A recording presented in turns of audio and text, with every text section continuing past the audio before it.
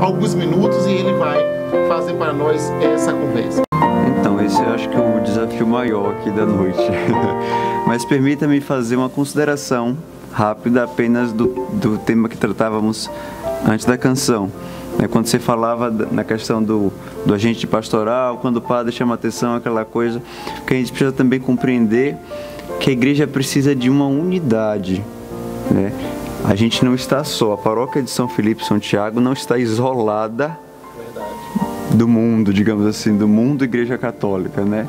Nós temos, de uma forma, né, sem ampliar mais a coisa, né, a gente tem uma diocese com mais de 30 paróquias, né, que precisam caminhar juntas, que precisam ter um direcionamento específico. Então, quando o padre chama a atenção de agente pastoral, é justamente porque algo está destoando deste projeto de unidade, da comunhão da igreja diocesana ou da igreja no Brasil, ou até mesmo da igreja mundial, né, da igreja universal, da igreja de Roma. Então, é mais nesse sentido, de manter-se a unidade.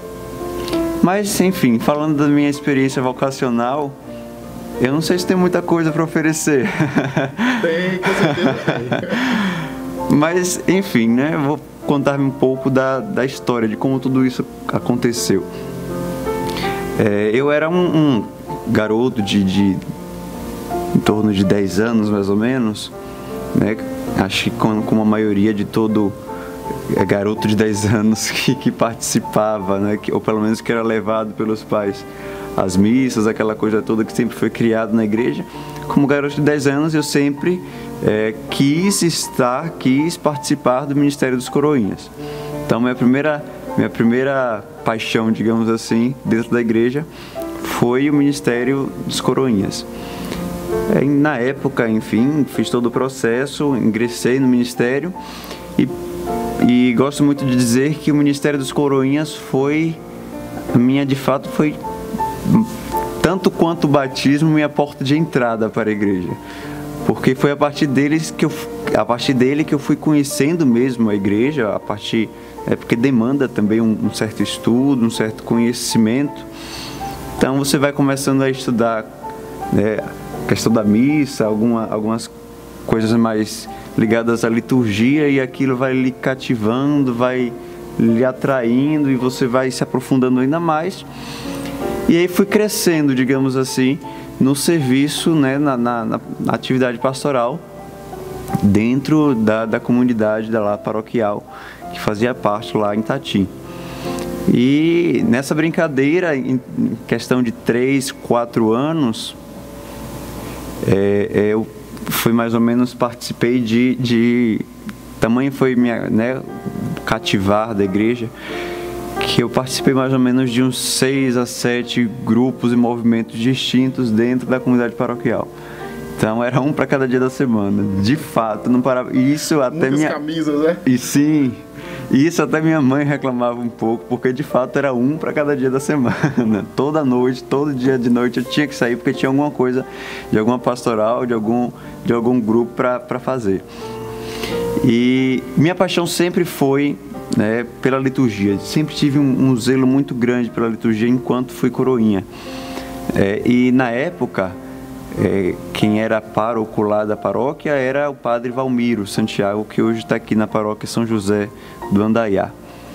Né? E na época ele sempre dizia: olha, você tem jeito de padre, você vai ser padre. E eu, não, aquela coisa, né? Você negava até a morte. Mas hoje eu consigo perceber e consigo confessar que, de fato, mesmo dizendo não, algo dentro de mim, né, inquietava. Enfim, foi levando, não, passou. Então, o padre Valmiro foi transferido, veio o padre Bonfim, mesma coisa, passou, veio o padre Nevaldo, o padre Antenor, aquela coisa, e sempre ali no Ministério dos Coroinhas. Tanto que eu gosto muito de dizer que o Ministério dos Coroinhas foi o meu primeiro ministério e o último que eu deixei, né? Porque no ano de 2014, quando eu concluí o ensino médio, prestando o Enem, né, consegui nota e tudo mais, de tal forma que no ano de 2015 eu consegui vaga na Universidade Católica do Salvador, lá na cidade de Salvador, para o curso de Engenharia Civil. Né? Então, Até eu gosto muito de dizer que na véspera de eu viajar para Salvador de mudança, eu ia viajar na segunda, ou seja, no domingo, na véspera, eu estava lá no presbitério servindo com minha última missa como coroinha. E, enfim, fui para Salvador, passei lá 4 anos, comecei o curso de engenharia. Lá também pude conhecer a paróquia, ingressar na paróquia Ascensão do Senhor, uma paróquia muito nova, mas de uma experiência de igreja simplesmente fantástica, sabe? Lá conheci a figura do Padre Manuel Filho, que hoje para mim é uma das referências de sacerdote, pela capacidade de articulação, pelo zelo e cuidado, com a evangelização e também com o social, com os pobres. Faz um trabalho fantástico com a pastoral dos migrantes e tudo mais. Então, lá também pude conhecer uma realidade de igreja que, por vezes, de certa forma, se diferencia um pouco, da nossa igreja diocesana de Amargosa. Não porque seja melhor, mas porque é uma realidade mais própria de Salvador do que uma realidade própria de cá. Enfim, e nisso foi passando. E engraçado que Deus sempre nos surpreende. Isso eu tenho cada dia mais convicção. Deus sempre nos surpreende. Por quê? Porque Salvador é uma vida que nos pressiona, uma pressão, uma bomba relógio aquilo ali. E você tá naquela correria, essa correria própria de Marta, que a gente comentava. Então minha rotina era aquela, saía de manhã para a faculdade, muitas vezes passava o dia todo lá, só voltava à noite e tudo mais, e conciliar aquilo tudo estava ficando difícil de tal forma que meu psicológico já estava complicando. E aí você começa também a entrar no movimento, muito disso que já trouxe aqui, que Dom Valdemir falava, da rotina, e que, você tem a faculdade, você tem ali a casa e tudo mais, você tem a paróquia, e é como se tudo começa a lhe cansar, e você já não está dando mais conta, só que você não pode abrir mão da casa, você não pode abrir mão da faculdade, digamos assim.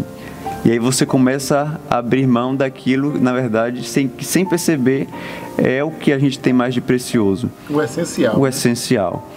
E foi no movimento que eu comecei a perceber, como se não tivesse mais sentido nenhum para mim, estar indo à igreja. Na época, Padre Manuel me colocou para assumir as quintas-feiras, Então, toda quinta-feira, a adoração, a missa que tinha era por minha responsabilidade.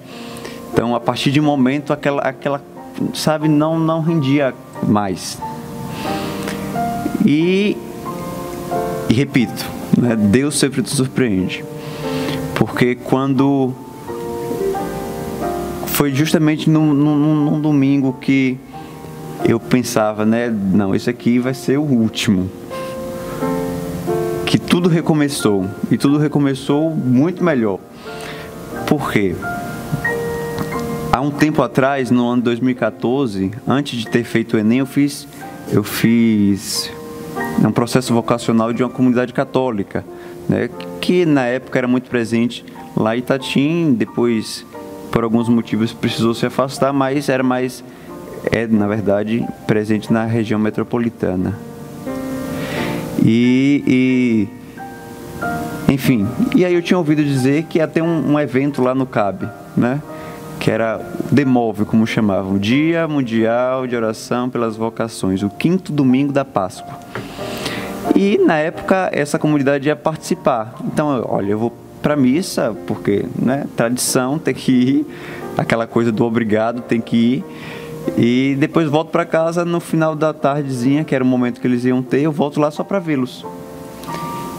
E eu confesso, meus amados irmãos, que naquele dia foi surreal. Que eu cheguei na missa né, a missa foi presidida na época pelo bispo auxiliar de Salvador, Dom Gilson, que hoje é meu pai espiritual, um grande amigo, que me desmontou completamente naquele dia. E tinha uma série de programação, adoração, texto e tudo mais. E naquele dia algo aconteceu de surreal que me prendeu ali. Naquele dia eu não almocei, tomei um café básico de manhã, fui para a missa e fiquei preso. Não almocei nem nada e fiquei ali o dia todo preso. E a partir daquele momento foi que eu fui conhecendo mais a realidade do seminário. Fui me apaixonando, né? De início a proposta era ingressar no Seminário de Salvador, afinal fiz todo o processo vocacional lá, só que aí no finalzinho do ano, incrivelmente, num dia como hoje, há 1 ano atrás, foi quando eu me conheci pela primeira vez e pude conversar com o Dom Valdemir, e num desejo, né, de servir a minha igreja mãe, minha igreja diocesana, ele me acolheu, me aceitou, e no início do ano ingressei no Seminário Maior Nossa Senhora do Bom Conselho, para estar a serviço deste povo que agora me escuta. Nossa, que história bonita, viu? Eu quero só pontuar uma coisa interessante. Ele sai da sua comunidade de origem, mas ele continua sendo igreja, mesmo numa cidade grande. Não há desculpa para não seguir nosso Senhor Jesus Cristo. Sim, não há. Porque tem faculdade, tinha a luta toda da vida dele, mas ele sai da sua paróquia e volta para servir. Meu irmão Felipe, seminarista, nós queremos te agradecer a tua presença aqui entre nós, enriqueceu muito o nosso programa Escola de Maria, e pedimos a você que interceda para nós essa bênção. Antes de tudo, eu que agradeço pelo convite. É um momento, esse momento de pastoral, um momento de estar mesmo com o povo e, enfim, peçamos a Deus, a Virgem Maria, que nos abençoe, que por intercessão da Mãe Auxiliadora, auxílio dos cristãos, venha sobre cada um de nós, sobre os que nos escutam, a bênção de Deus Todo-Poderoso, o Pai, o Filho e o Espírito Santo. Amém. Nós agradecemos e desejamos a todos uma boa noite.